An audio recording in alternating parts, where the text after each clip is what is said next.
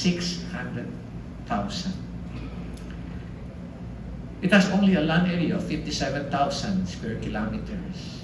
And if you compare it or array it against the total number of population, daytime population, our density is 11,800 per square kilometers, which is relatively dense. Even with the setbacks brought about by the pandemic, our city gathered more resolve to become a smart city in 2027. We are actively engaging stakeholders and technology partners to put into flesh this digital platform. Of course, not everything came out of the blue. The establishment of our smart city system involves utilizing the building block in a cohesive and integrated way. With the help of former President Rodrigo Duterte, the 200 million worth Smart City Command Center was inaugurated in September 2021. This is the first step of its kind in the country. The Smart City Command Center runs on Cisco technology, and it involves collecting, analyzing, and using large amounts of data from various sources. Some examples of data sources include sensor data, which can be used to monitor and improve the performance of various systems such as traffic, energy, and environment. The GIS data, which includes data related to the city's geography, such as maps, satellite images, and demographics.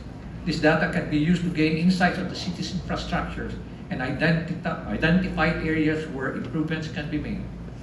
Government data, which includes data collected from various government agencies that can be used to improve public safety and emergency response. And weather data, which includes data related to weather conditions that can be used to improve the efficient use of energy and plan for extreme weather events.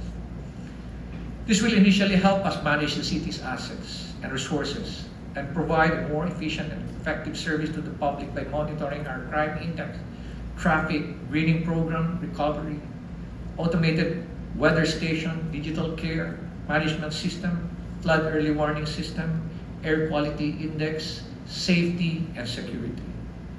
Baguio City has been investing in various different technologies, and similar to most cities that are on the journey to becoming smarter, interoperable between these different technologies was the biggest challenges.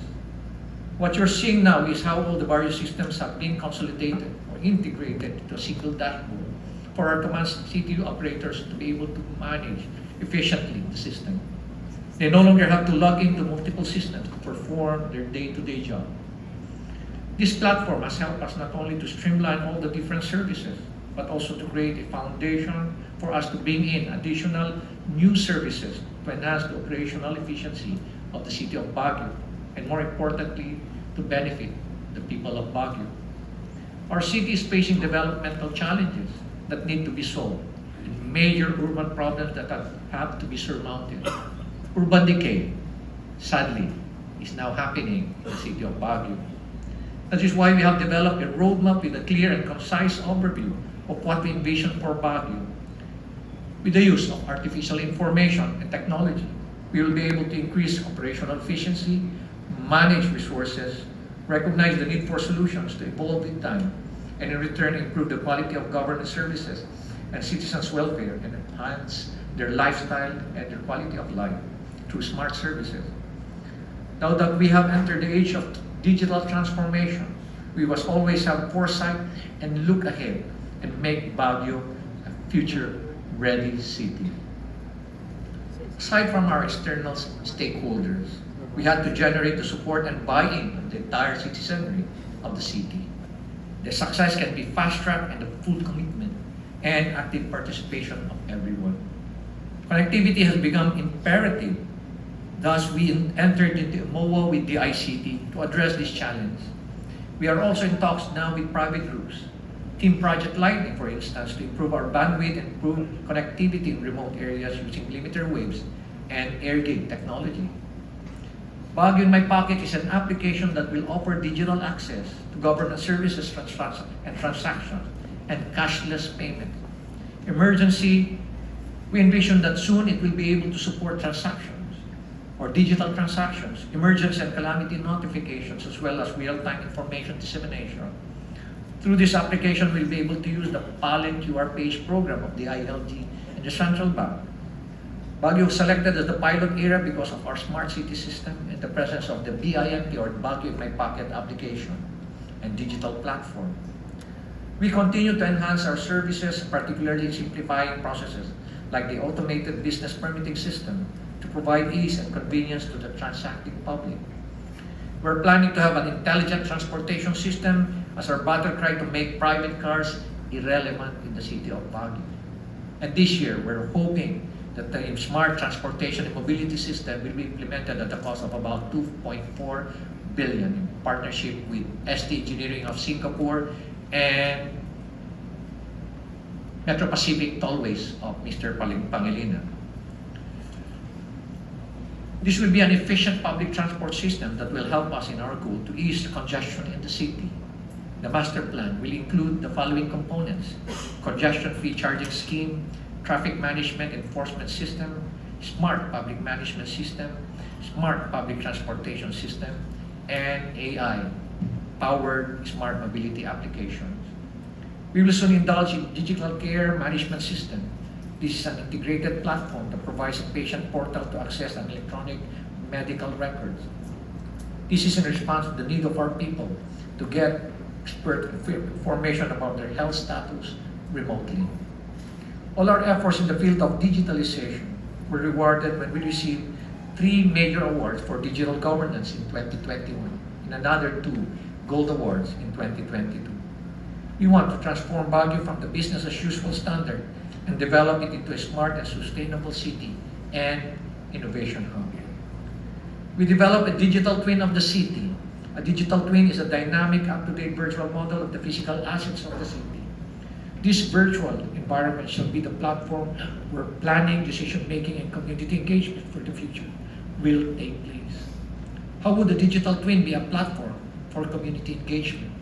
The virtual model of the city is shareable and is even ready for virtual technologies. And using this digital platform, we were able to create a 3-dimensional model of the city of Baguio. And the revelation was unraveling. We found out that out of the 120,000 structures in the city of Baguio, big, medium, and small structures, only 20,000 are covered with building permits. The digital twin can be incorporated with a layer of the type, magnitude, and diversity of business enterprises in the city. The city developed framework and thus use this information to guide businesses and entrepreneurship, support its citizens as well as investors. Disaster risk management is also one of the important key factors that we can monitor. This digital twin can handle additional data layers such as natural as well as man-made hazards present in the city and contingency plans that can be prudently formulated. Early warning systems are also incorporated in the smart city system as a forewarning of possible disasters. Smart city improves interaction and engagement with the citizenry, with the government. It allows for the top-down, side-to-side, and bottom-up exchange of thoughts and objectives and ideas. In the information age, reliable information should get to the citizens in the fastest way possible.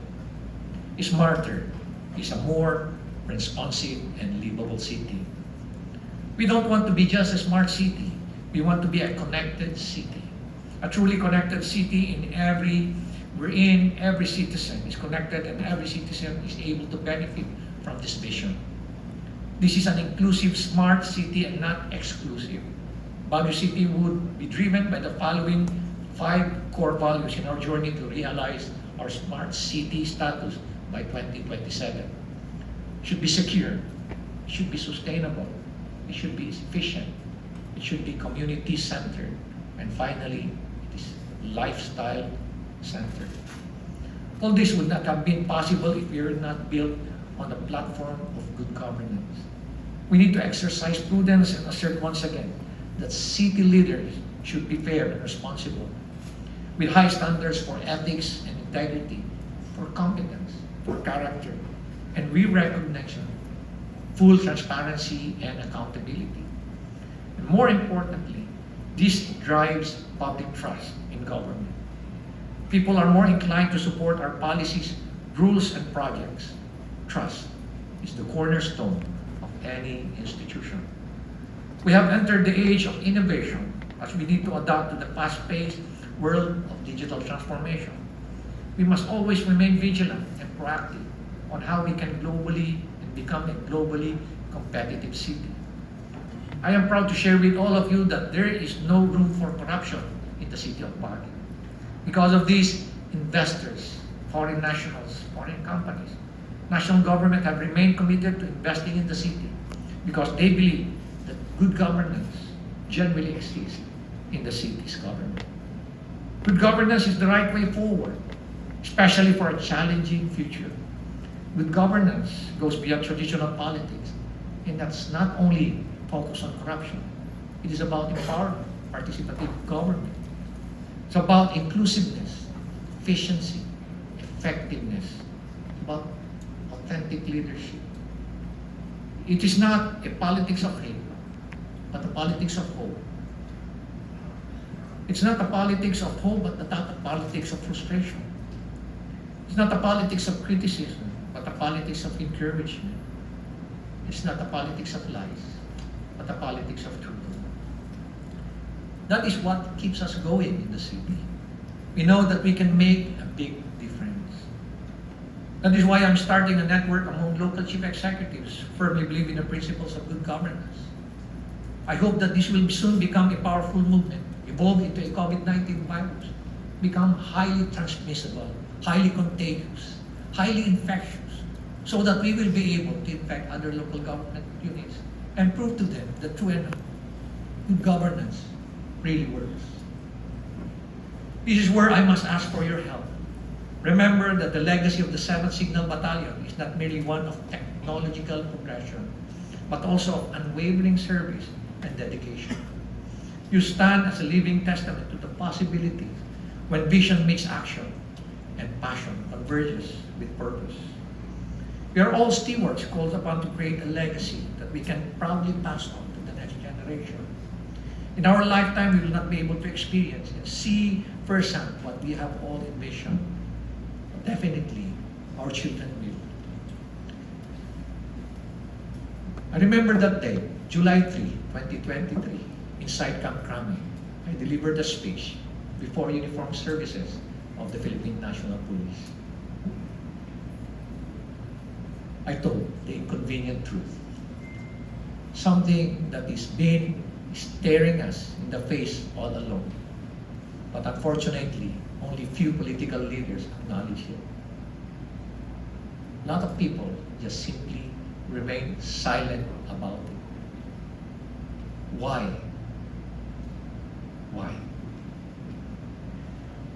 A few days after, exactly 2 days after, my phone went busy because my speech was posted on social media.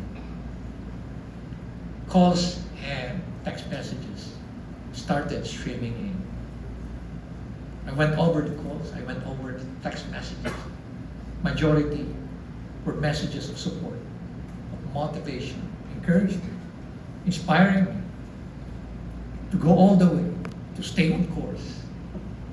On the other hand, some of the messages were very discouraging, telling me to stop, telling me to abandon the crusade.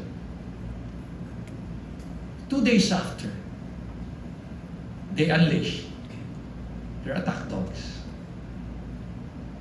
They portrayed me as a drug lord, a gambling lord, a very corrupt government official. I expected that. But what I did not expect was that the attack would be so vicious, would be so ruthless, to the extent that they portrayed my 2 grandkids, an 8-year-old boy and a 14-year-old boy, as drug addicts. My daughters were portrayed as prostitutes. And again, I received all these calls. I was surprised that character assassination abound. Again, I expected that. But I did never expect that it would be so vicious. So vicious. Forcing me, compelling me to stop my crusade. Ang sabi nila sa akin, Mayor, marami nang gumawa niyan. They never succeeded. Tumahimik ka na lang. Sabi ko naman sa kanila, kailan pa? Kailan pa? I remember the words of John F. Kennedy when he said, if not us, then who? If not now, then when? And I told them, you know what? We can make the impossible possible. Great Rome was never built in one day. Somewhere, somehow, sometime, someone started it. Someone started it with a spark.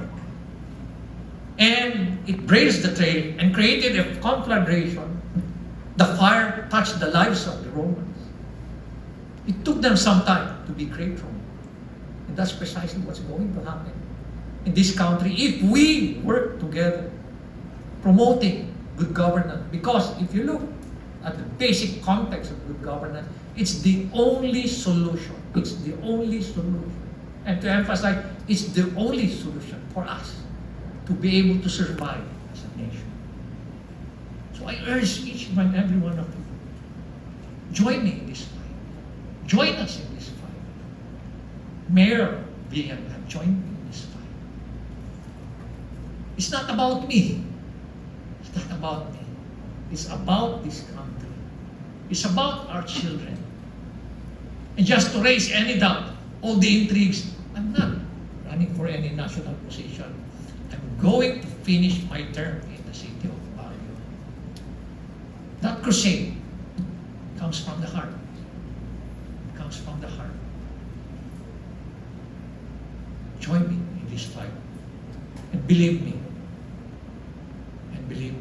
it's the noblest among all the noble legacies that we can pass on to our children, to our children, to